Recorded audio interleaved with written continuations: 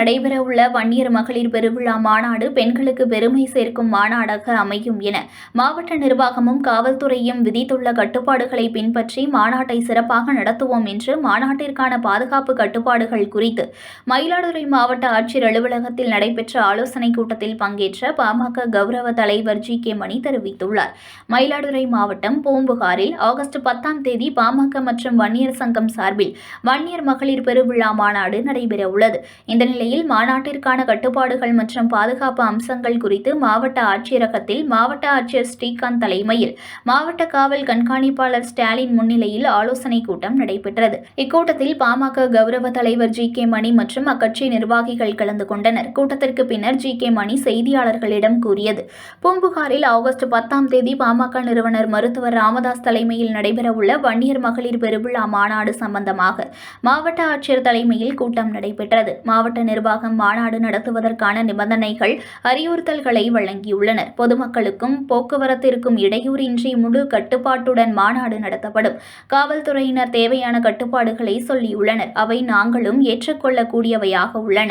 அவற்றை முழு அளவில் நிறைவேற்றுவோம். பூம்புகாரில் நடைபெறவுள்ள வன்னியர் மகளிர் பெருவிழா மாநாடு பெண்களுக்கு பெருமை சேர்க்கும் மாநாடாக அமையும் என பாமக தலைவர் அன்புமணி மாநாட்டில் பங்கேற்பார் என்று எதிர்பார்க்கிறோம் என்றும் தெரிவித்தார். பெண்மையை போற்றுகிற, குடும்பத்தை காக்கிற நோக்கத்தை கொண்டு நடத்தப்படுகிற மாநாடு.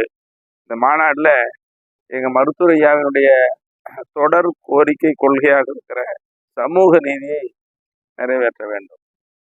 இந்த சமூக நீதியை முன்னிலைப்படுத்துகிற மாநாடாகவும் இருக்கும்.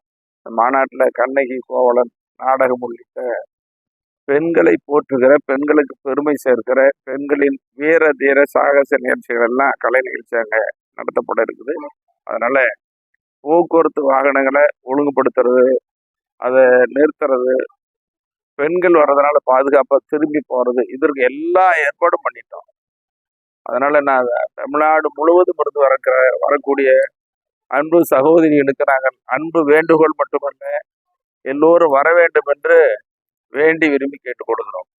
இந்த மாநாட்டுக்கு சகோதரிகள் நிறைய வர வேண்டும், ஆண்கள் பாதுகாப்பாளனாக அழைத்து வர வேண்டும் என்று ஊடக நண்பர்கள் வாயிலாக வேண்டுகோள் வைக்கிறோம். மாநாடு சிறப்பு மாநாடா, வெற்றி மாநாடா அமையும். செய்திகளை உடனுக்குடன் தெரிந்து கொள்ள லைக் பண்ணுங்க, ஷேர் பண்ணுங்க, சப்ஸ்கிரைப் பண்ணுங்க, மறக்காம கமெண்ட் பண்ணுங்க.